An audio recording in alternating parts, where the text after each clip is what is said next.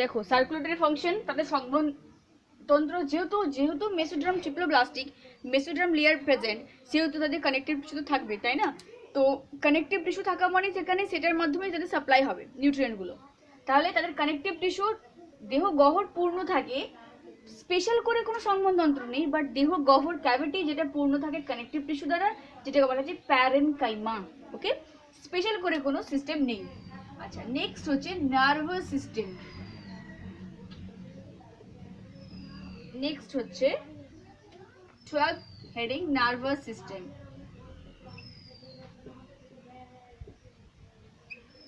দেখো এখানে একটা স্পেশাল ক্যারেক্টার আছে, যে এদের যে দেখতে কেমন সিঁড়ির মতো নার্ভাস সিস্টেম দেখা যায়, এটা বলে ল্যাডার লাইক। তাহলে এদের হচ্ছে ল্যাডার লাইক, ল্যাডার অর্থাৎ সিঁড়ির মতো, সিঁড়ির মতো নার্ভাস সিস্টেম দেখা যায়। এটা ইম্পর্টেন্ট ক্যারেক্টার, বিবিআই স্পেশাল, যে ল্যাডার লাইক সিঁড়ির মতো নার্ভাস সিস্টেম কাদের দেখা যায় না, প্ল্যাটিহেলমিনথেসদের ক্ষেত্রে। মানে ধরো যদি তাদের দেহটা এরকম দেখতে হয়, তাহলে দেখো ডায়াগ্রামটা কিরকম হতে পারে। এখানে তাদের আই প্রেজেন্ট, ওকে,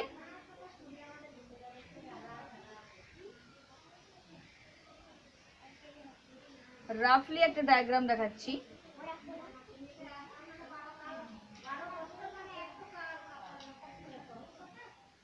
ঠিক আছে, এই যে সিঁড়ির মতো ল্যাডার লাইক, দেখো সিঁড়ির মতো তাদের দেহে কিন্তু প্রেজেন্ট হচ্ছে। ওকে, মনে রেখো।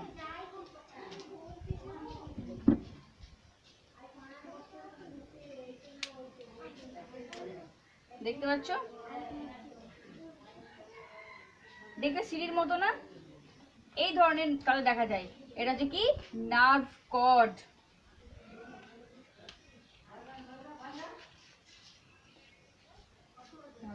হচ্ছে আই। তাহলে কি বললাম, যেটা ল্যাডার লাইক বা সিঁড়ির মতো এই ধরনের কি দেখা যায়, নার্ভাস সিস্টেম লক্ষ্য করা যায়, মনে রাখবেন। ওকে, আর এই নার্ভাস সিস্টেম তৈরি হয়েছে কোথায়, ব্রেন, ব্রেন দ্বারা এবং দুটি লঙ্গিটিউডিনাল যেটা নার্ভ কর্ড দ্বারা। তাহলে এটা তৈরি হয়েছে কি কি দ্বারা, মাউথ বা brain, sorry brain, brain plus longitudinal, দুটি লঙ্গিটিউডিআইএনএল, লঙ্গিটিউডিনাল নার্ভ কর্ড দ্বারা। ওকে, এই যে ব্রেন মানে সেফালিক রিজিয়ন, এই পোর্শনটা, এই যে ব্রেন সেফালিক রিজিয়ন, আর এই যে লম্বা দেখতে পাচ্ছ দুটি লঙ্গিটিউডিনাল লম্বা লেন্থ যুক্ত একটা দুটো নার্ভ কর্ড, এই দুটো নিয়ে তৈরি হচ্ছে তাদের নার্ভাস সিস্টেম। তাহলে এখান থেকে একটা NEET question, ladder like nervous system কাদের দেখা যায় না, প্ল্যাটিহেলমিনথেসে দেখা যায়, মাইন্ড ইট। দেখো এদের ডাইজেস্টিভ সিস্টেমের কোনো সেরকম কোনো সিস্টেম নেই, কারণ তো এরা হোস্টের দেহে বাস করে। তাহলে সে তাদের দেহ থেকে যে পাচিত খাদ্য, একদম সরল তরল খাদ্যটা তারা বডি সারফেসের মাধ্যমে বা মাউথের মাধ্যমে দেহে এন্টার করে। তাহলে স্পেশাল করে খাদ্য হজম করার জন্য তাদের কোনো অঙ্গ নেই। ওকে, তো ডাইজেস্টিভ সিস্টেম হচ্ছে তোমার কি না, তাদের কোনো স্পেশাল করে কোনো অংশ নেই, দেহ তলের মাধ্যমে গ্রহণ করে। তারা পাচিত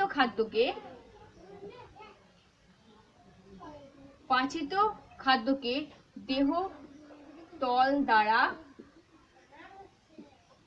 শোষণ করে। আর মাউথ যে পার্ট, সেই মাউথ পার্ট হচ্ছে মাউথের মাধ্যমে কি হয় না, এন্টার হয় অ্যান্ড অপাচিত খাদ্যের এক্সিট হয়ে থাকে। ঠিক আছে, মনে রেখো। তো স্পেশাল করে কোনো ডাইজেস্টিভ সিস্টেমের ফাংশন এখানে লক্ষ্য করা যায় না। ওকে, ক্লিয়ার? আচ্ছা, আর কি দেখা যায়, এদের রিপ্রোডাক্টিভ সিস্টেম 15 হচ্ছে রিপ্রোডাক্টিভ। এটা একটু এই ফাইলামটা একটু বড়। ওকে, রিপ্রোডাক্টিভ সিস্টেম বড় হলেও কিন্তু দেখো এখানে স্পেশাল ক্যারেক্টার যেগুলো বলবো জাস্ট সেগুলো মনে রাখবে। এদের কিন্তু সেক্সেস আর নট সেপারেটেড,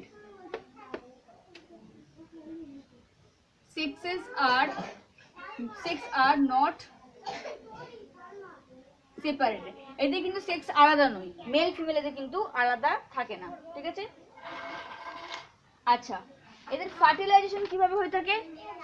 16 হচ্ছে ফার্টিলাইজেশন।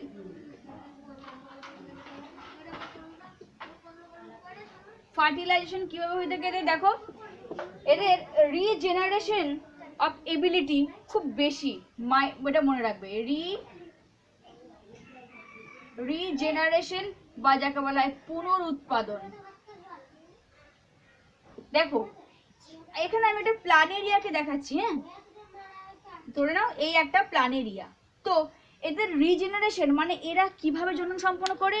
পুনরুৎপাদনের মাধ্যমে। মানে তুমি যদি এদের বডির একটা অংশ কেটে দাও, বডিকে মানে ডিভাইডেড করে দাও, দুটি অংশে কেটে দাও, তাহলে দেখা যাবে যে এই কাটা দুটো অংশ থেকে পুনরায় আবার কি হচ্ছে না, এই প্ল্যানেরিয়া তৈরি হয়। কাটা দুটো অংশ থেকে আবার পুনরায় প্ল্যানেরিয়া তৈরি হয়। অর্থাৎ রিজেনারেশন মানে দেহের কোনো অংশকে যদি কেটে টুকরো করে দেওয়া হয়, তাহলে সেই কাটা টুকরো অংশ থেকে আবার পুনরায় নতুন করে একটা প্রাণী বা অর্গান বা তাদের অংশ তৈরি হওয়াকে বলা হচ্ছে রিজেনারেশন, মনে রাখবে, ওকে।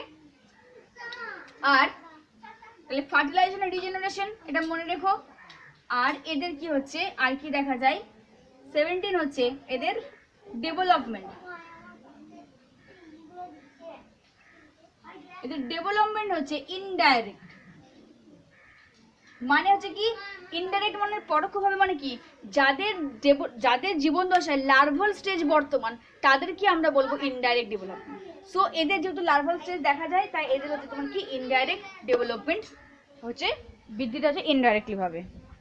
তাহলে দেখো এদের লার্ভাল স্টেজ একটু বেশি মনে রাখাটা টাফ, তাও মনে রাখবে, এটা বেশি করে মনে রাখবে। এটা থেকে লার্ভা অফ সিপ লিভার, সিপের লিভারে যে লার্ভা থাকে সেগুলোর নাম কি? দেখো, মিরাসিডিয়াম, স্পোরোসিস তোমাদের বই আছে, রেডিয়া, সার্কারিয়া, মেটাসার্কারিয়া, ওকে। আর লার্ভা পর্ক ওয়ার্ম, যেটাকে আমরা বলছি টিনিয়াসোলিয়াম। এই টিনিয়াসোলিয়ামের দেহে কোন কোন লার্ভা পাওয়া যায় এটা একটু মনে রাখো। হেক্সাকান্থ লার্ভা, অঙ্কোস্পিয়ার লার্ভা এবং সিস্টিসার্কাস লার্ভা। এই হেক্সাকান্থ লার্ভা টার্মটা মনে রাখো, পরীক্ষা আসে যে হেক্সাকান্থ লার্ভা কাদের দেখা যায়? টিনিয়াসোলিয়ামের ক্ষেত্রে লক্ষ্য করা যায়। এটা নোট ডাউন করে নাও, হ্যাঁ।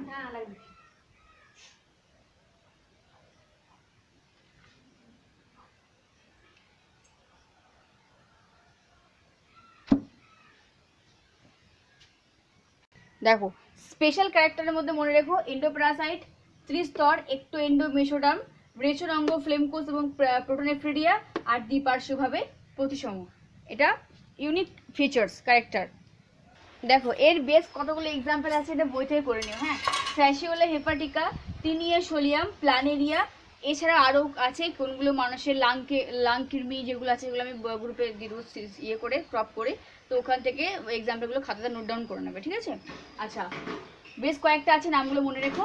মুখছিদ্র যদি ডায়াগ্রাম দেখানো হয়, মুখছিদ্র, জনন ছিদ্র, অঙ্কীয় চোষক নল, রেচন ছিদ্র, ওকে। এদের কিন্তু পার্সিয়ালি তেমন করে কোনো ডায়াগ্রাম বা সেকশন তোমাদের সিলেবাসে করে দেখানো নেই, তো যেগুলো পড়লাম মোটামুটি সেগুলো একটু পড়ে রাখবে।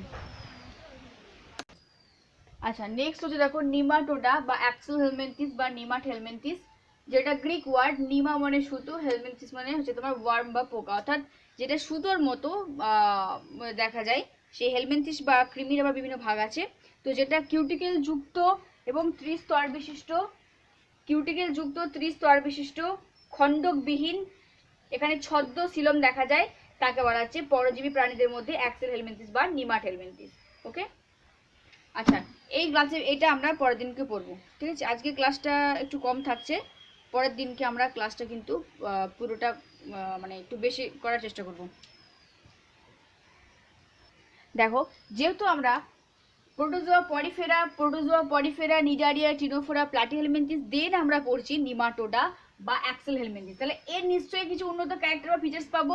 দেখো নিমাটোডার বৈশিষ্ট্য হচ্ছে এদের দেহ কেমন দেখতে, এদের দেহটা হচ্ছে তোমার বেলনাকৃতি বা সুতোর মতো। তাহলে ফার্স্ট হচ্ছে দেহটা সুতোর মতো দেখতে, এটা জেনারেল ক্যারেক্টার। আর এদের দেহ কিন্তু ত্রিস্তর বিশিষ্ট, এরা হচ্ছে ত্রিস্তর বিশিষ্ট, ওকে। আচ্ছা, দেহে সিউডোসিলম বা ছদ্ম, এটা ইম্পর্টেন্ট কোয়েশ্চেন। ভীষণ ইম্পর্টেন্ট, একটা স্পেশাল ক্যারেক্টার, স্পেশাল করে লিখে দিলাম। তাহলে নিমাটোডা বা অ্যাক্সেল হেলমিনথিস বা নিমাট হেলমিনথিসের ক্ষেত্রে মনে রাখবে যে ছদ্মশীলম দেখা যায়। ওকে, ছদ্মশীলম বা যেটা বলা যায় সিউডোশীলম বা সিউডোশীলম দেখা যায় কোথায়? দেহ প্রাচীর এবং পৌষ্টিক নালীর মধ্য দিয়ে। তাহলে দেখো সিউডোশীলম কাকে বলেছিলাম? দেখো ট্রিপ্লোব্লাস্টিক প্রাণী, মানে একটোডার্ম, এন্ডোডার্ম, মেসোডার্ম অবস্থিত। তো মেসোডার্মের মধ্যে যে ক্যাভিটি আছে, বাট সেই ক্যাভিটিটা পেরিটোনিয়াম পড দ্বারা আবৃত নয়। তাহলে তাকে আমরা ট্রুসিলম বলতে পারছি না, কারণ ট্রুসিলম মানে দেহ প্রাচীর, আর পোস্টেনাল এই যে বুঝেছিলাম যে ট্রুসিলম মানে হচ্ছে তোমার এই যে বাইরের দিকে একটোডার্ম, ভিতরের দিকে এন্ডোডার্ম, আর মাঝখানে যে মেসোডার্ম, ভিতরের দিকে এন্ডোডার্ম আর মাঝখানে যে মেসোডার্ম, এই লেয়ারের মধ্যে যে গ্যাপ, যে তরল পদার্থপূর্ণ অংশ এবং যেটা পেরিটোনিয়াম আবরণ দ্বারা আবৃত থাকবে, তখন তাকে আমরা বলেছিলাম প্রকৃতশীলম। কিন্তু এখানে দেখো একটোডার্ম আছে, ভিতরে দেখো এন্ডোডার্ম আছে, মাঝখানে দেখো মেসোডার্ম আছে, বাট এই যে ভিতরে যে ক্যাভিটি গহ্বর, সেটা কিন্তু কোনো রকম পেরিটোনিয়াম দ্বারা আবরণ দ্বারা আবৃত থাকে না, যার জন্য একে আমরা প্রকৃতশীলম বলতে পারছি না। তাহলে ছদ্মশীলম বা সিউডোশীলম দেখা যায় কাদের ক্ষেত্রে? না, নিমাটোডার ক্ষেত্রে। আর এই যে সিউডোশীলম, এটা কি এক ধরনের তরল দ্বারা পূর্ণ থাকে, তাই না? আচ্ছা, তাহলে দেখো এটা মনে রেখো যে এই সিউডোশীলমিক তরল দ্বারা পূর্ণ থাকে। এই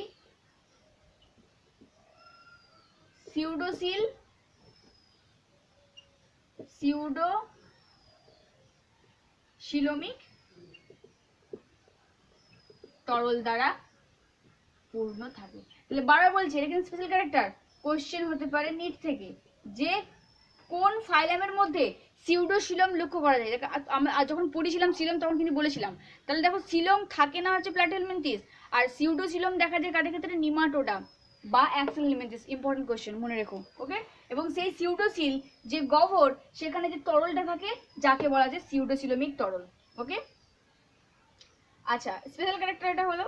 আর কি দেখা যায়? এদের কিন্তু রেচন নালী, মানে এদের এক ধরনের রেচন তন্ত্র এদের গঠিত। তাহলে এদের দেহে কিন্তু রেচন তন্ত্র লক্ষ্য করা যায়, নোট করো। নেক্সট হচ্ছে, এটা এক স্পেশাল ক্যারেক্টার পাওয়া গেল। নেক্সট হচ্ছে এদের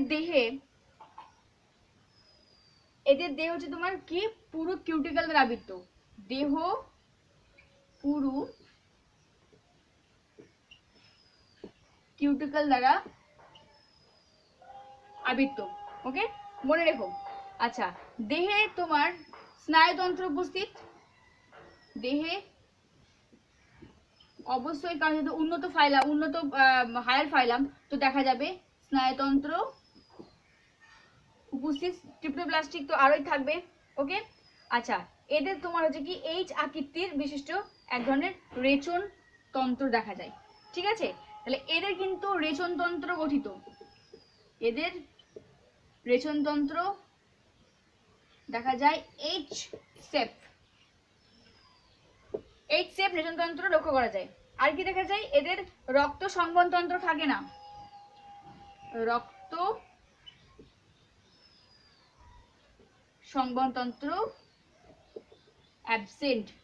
এরপরে দেখো, যদি জেনারেল ক্যারেক্টার আসে, তাহলে তোমাকে সব বৈশিষ্ট্য লিখতে হবে, তার মধ্যে স্পেশালগুলো তো মেন। আর না হলে এখান থেকে একটা কোশ্চেন যেটা বললাম, সিউডোশীলম দেখা যায় কাদের ক্ষেত্রে, এটা মনে রেখো। আর এরা হচ্ছে একলিঙ্গ প্রাণী, মানে এদের মেল ফিমেল দুটো বোথ আলাদা। এদের মেল এবং ফিমেল আলাদাভাবে চেনা যায়,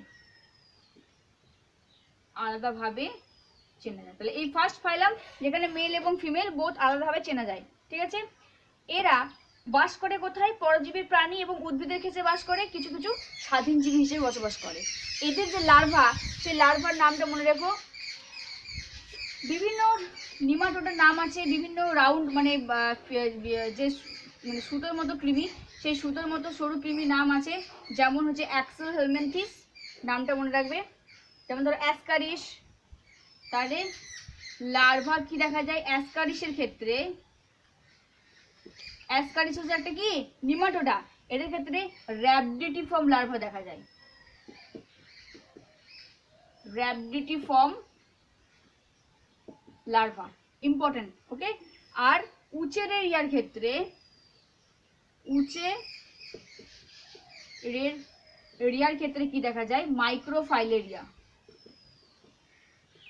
মাইক্রোফাইলেরিয়া। দেখো এই যে টার্ম দুটো লিখলাম, এটা তোমাদের র‍্যাবডিটিফর্ম আর মাইক্রোফাইলেরিয়া লার্ভা, যখন ক্লাস 12-এ তোমাদের একটা হেলথ অ্যান্ড ডিজিজ বলে চ্যাপ্টার আছে, সেই চ্যাপ্টারে কিন্তু আমি পড়িয়েছি এবারে, ওই চ্যাপ্টারে কিন্তু তোমরা ওখানে কিন্তু এটা ডিটেলস আছে যে মাইক্রোফাইলেরিয়া লার্ভা কখন শরীরের মধ্যে এন্টার করে, কখন র‍্যাবডিটিফর্ম লার্ভা ধারণ করে, তোমাদের বই জাস্ট এটা আছে। তো এটা একটা স্পেশাল ক্যারেক্টার, ভিভিআই স্পেশাল, মানে এখান থেকে কোশ্চেন একটা আসে, বলে দেয় র‍্যাবডিটিফর্ম লার্ভা কাদের দেখা যায়, নিমাটোডা, বা র‍্যাবডিটিফর্ম লার্ভা অ্যাসকারিসের ক্ষেত্রে দেখা যায়, অ্যাসকারিস হচ্ছে নিমাটোডা পর্বের প্রাণী। তাহলে মাইক্রোফাইলেরিয়া আর র‍্যাবডিটিফর্ম লার্ভা দেখা যায় নিমাটোডার ক্ষেত্রে, ঠিক আছে। আচ্ছা, এখানের মধ্যে এই কটাই ক্যারেক্টার, এর বেশি আর কিছু নেই, তো এই স্পেশাল ক্যারেক্টারগুলো মনে রাখবে।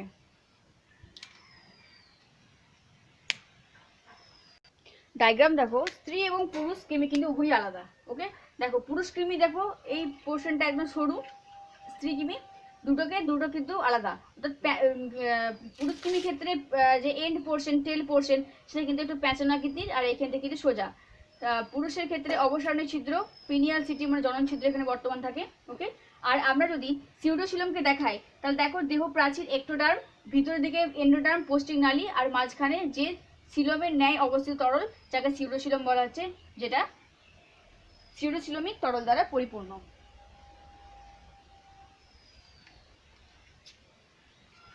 দেখো এখানে কিন্তু বিজ্ঞানসম্মত নামটা একটু মনে রাখতে হবে, ঠিক আছে।